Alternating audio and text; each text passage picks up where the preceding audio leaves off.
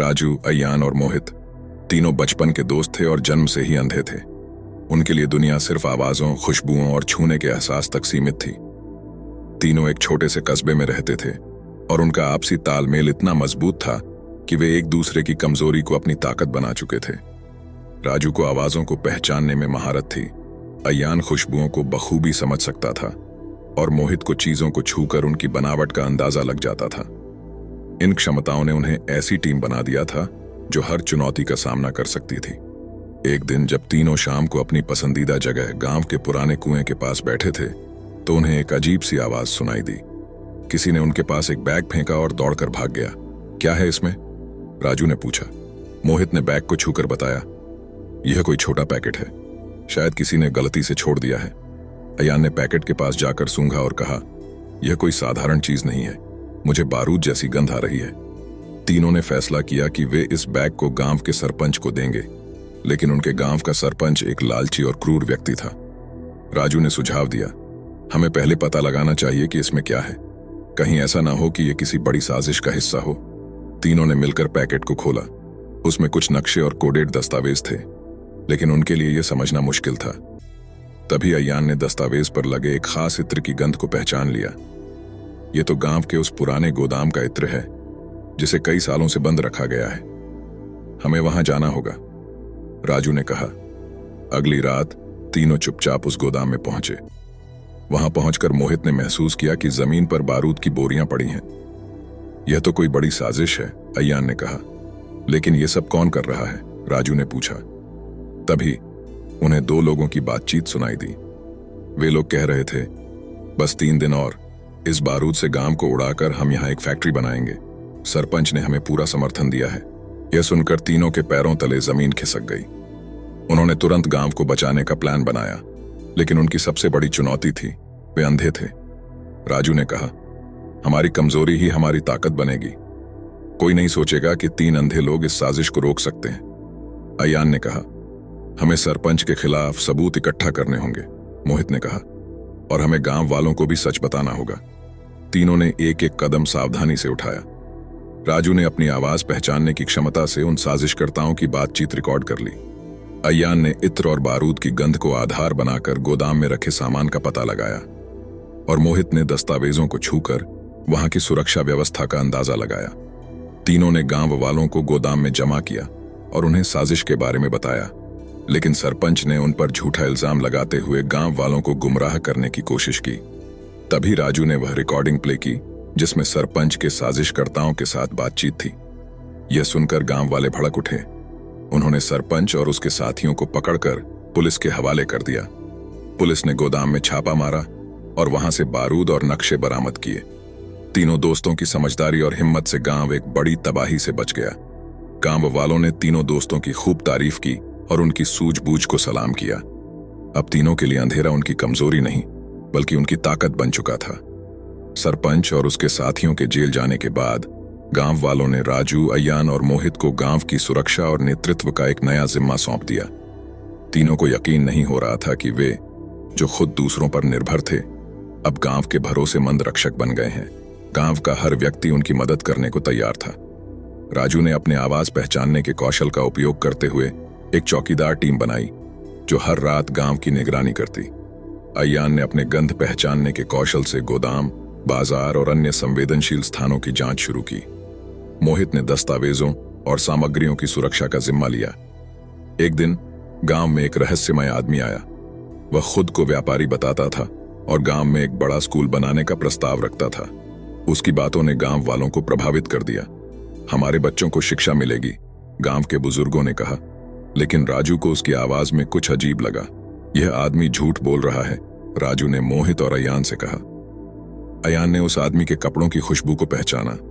यह वही इत्र है जो हमने उस बारूद के गोदाम में पाया था। मोहित ने उस आदमी के बैग को छूकर कहा, इसके पास एक नक्शा है, यह नक्शा गांव के जंगल का है। तीनों ने मिलकर उस आदमी की हरकतों पर नजर रखना शुरू किया। उन्होंने पाया कि वह हर रात किसी से फोन पर बात करता था। राजू ने उसकी बातों को रिकॉर्ड किया और अय्यान ने उसके बैग में रखी चीजों की जांच की। जल्द ही उन्हें पता चला कि वह आदमी स्कूल के नाम पर गांव के जंगल को काटकर वहां एक बड़ी फैक्ट्री बनाने की योजना बना रहा था। फैक्ट्री के लिए गांव की जमीन का उपयोग किया जाता और गांव वाले अपने ही घरों से बेघर हो जाते। तीनों ने यह जानकारी गांव वालों के सामने रखी, लेकिन इस बार मामला ज्यादा पेचीदा था, क्योंकि व्यापारी ने गांव के कुछ लोगों को पैसे देकर अपने पक्ष में कर लिया था। यह सब झूठ है, ये तीनों अंधे हैं, इन्हें कुछ पता नहीं, उसने कहा। लेकिन राजू, अय्यान और मोहित ने एक नई चाल चली। उन्होंने गांव वालों को व्यापारी की सच्चाई दिखाने के लिए सबूत जुटाए। राजू ने उसकी फोन रिकॉर्डिंग सुनाई, जिसमें वह जंगल को काटने की बात कर रहा था। अय्यान ने उसके बैग से नक्शा निकाला जो फैक्ट्री की योजना दिखा रहा था, और मोहित ने उस नक्शे पर गांव के हिस्सों को चिन्हित कर दिखाया कि वह जमीन कैसे हथियाई जाती। गांव वालों ने मिलकर व्यापारी को भगा दिया और उसकी योजना को नाकाम कर दिया। गांव के बुजुर्गों ने कहा, हमारी जमीन और जंगल को बचाने के लिए हम तुम्हारे हमेशा आभारी रहेंगे। राजू ने कहा, हम अंधे हो सकते हैं, लेकिन हमें अपने गांव से प्यार है, और यह प्यार हमारी सबसे बड़ी ताकत है। अब गांव में न केवल एक नया स्कूल बना, बल्कि तीनों दोस्तों के नाम पर एक स्मारक भी बनाया गया। गांव वाले बच्चों को सिखाते, हर कमजोरी में एक ताकत छिपी होती है, बस उसे पहचानने की जरूरत है। गांव में शांति लौट आई थी, लेकिन एक रात राजू ने एक अजीब सी आवाज सुनी। यह आवाज जंगल की ओर से आ रही थी, जहां हाल ही में व्यापारी की साजिश नाकाम हुई थी। राजू ने तुरंत अय्यान और मोहित को बुलाया। यह कोई जानवर नहीं है, राजू ने कहा। अय्यान ने जंगल से आती हवा को सूंघा और कहा, यह धुएं और जलती हुई लकड़ी की गंध है, कोई जंगल में आग लगा रहा है। मोहित ने तुरंत अंदाजा लगाया, यह जानबूझकर किया गया है, हमें तुरंत जांच करनी होगी। तीनों बिना किसी देरी के जंगल की ओर बढ़े। जब वे वहां पहुंचे तो पाया कि कुछ लोग पेड़ों को काट रहे थे और उनमें आग लगा रहे थे। उनके पास ट्रक और मशीनें भी थीं। अय्यान ने गंध से पहचान लिया कि वहां एक आदमी मौजूद है जो पहले व्यापारी के साथ जुड़ा हुआ था। यह वही आदमी है जिसने सरपंच और व्यापारी के साथ साजिश की थी, अय्यान ने कहा। राजू ने उसकी आवाज सुनकर पुष्टि की, हाँ, यह वही है। वह हमें खत्म करने का दूसरा तरीका ढूंढ रहा है। तीनों समझ गए कि यह काम एक बड़ी साजिश का हिस्सा है। ये लोग जंगल को पूरी तरह खत्म करके यहां बड़े उद्योग स्थापित करना चाहते थे। तीनों ने एक बार फिर अपनी कमजोरी को ताकत में बदला। राजू ने आवाज के आधार पर ट्रकों और मशीनों की लोकेशन को समझा। अय्यान ने जलते हुए हिस्से को पहचानने के लिए गंध का सहारा लिया। मोहित ने लकड़ियों और ट्रकों को छूकर उनकी स्थिति का पता लगाया। उन्होंने गांव के लोगों को इकट्ठा किया और सबको जंगल के पास ले आए। गांव वालों ने पुलिस को सूचना दी। जब पुलिस पहुंची तो उन लोगों ने भागने की कोशिश की, लेकिन राजू की आवाज पहचानने की क्षमता के कारण वह उनकी बातचीत से यह पता लगा पाया कि वे कहां छिपे थे। मोहित ने ट्रकों को रोकने के लिए उनके टायरों को पंक्चर कर दिया। अय्यान ने जलते हुए हिस्से को काबू में लाने के लिए गांव वालों को सही दिशा बताई। आखिरकार सभी साजिशकर्ता पकड़े गए। पुलिस ने जंगल को नुकसान पहुंचाने वालों को गिरफ्तार किया और उनसे बड़े उद्योगपतियों के नाम भी उगलवा लिए। तीनों दोस्तों की बहादुरी और सूझबूझ से गांव और जंगल बच गए। उनके इस साहस ने पूरे जिले में चर्चा का विषय बना दिया। राज्य सरकार ने जंगल को संरक्षित क्षेत्र घोषित कर दिया और तीनों को वीरता पुरस्कार दिया। गांव में अब हर कोई उन्हें आदर्श मानता था। स्कूल के बच्चे उनसे प्रेरणा लेते और कहते, अगर 3 अंधे लोग गांव और जंगल को बचा सकते हैं तो हम भी कुछ बड़ा कर सकते हैं। अब राजू, अय्यान और मोहित ने एक नई जिम्मेदारी ली। उन्होंने गांव के बच्चों को सिखाना शुरू किया कि कैसे हर किसी की कमजोरी को ताकत में बदला जा सकता है। वे अपने अनुभवों से लोगों को समझाते कि सुनने, सूंघने और छूने की शक्तियां भी अनमोल हैं। एक दिन गांव में एक रहस्यमय खत पहुंचा। खत पर लिखा था, तुमने हमें एक बार हराया है, लेकिन यह खत्म नहीं हुआ। अब हम तुम्हारे सबसे बड़े डर को सामने लाएंगे। तैयारी करो, तुम्हारे पास समय कम है। तीनों दोस्तों ने खत पढ़ा। राजू ने कहा, यह वही लोग हैं जिन्होंने पहले जंगल को नुकसान पहुंचाने की कोशिश की थी। वे अभी भी हार मानने को तैयार नहीं हैं। अय्यान ने खत की गंध को पहचानते हुए कहा, यह खत किसी नए व्यक्ति ने भेजा है। इसकी साजिश पहले से बड़ी है। मोहित ने खत के कागज को छूकर कहा, यह कागज साधारण नहीं है। इसे ध्यान से रखा गया है, जैसे इसे किसी खास उद्देश्य के लिए भेजा गया हो। खत के आने के बाद गांव में अजीब घटनाएं होने लगीं। रात को अजीब सी आवाजें सुनाई देती। लोग शिकायत करते कि उनके घरों से सामान गायब हो रहा है। एक दिन गांव के मंदिर में लगी घंटी टूट गई और उसके पास एक और खत मिला। इसमें लिखा था, यह सिर्फ शुरुआत है, अगर हमें रोका तो अंजाम बुरा होगा। गांव वाले डर गए, लेकिन राजू, अय्यान और मोहित ने हिम्मत नहीं हारी। तीनों ने घटनाओं की तह तक जाने का फैसला किया। राजू ने रात में उन आवाजों को रिकॉर्ड करना शुरू किया। अय्यान ने गांव के हर कोने में जाकर उन जगहों की गंध को पहचानने की कोशिश की जहां घटनाएं हो रही थीं। मोहित ने उन जगहों पर मिले सामानों की बनावट और निशान देखकर सबूत इकट्ठा किए। एक दिन राजू ने आवाजों को सुनते हुए महसूस किया कि कोई गांव के पुराने कुएं के पास से गुजर रहा है।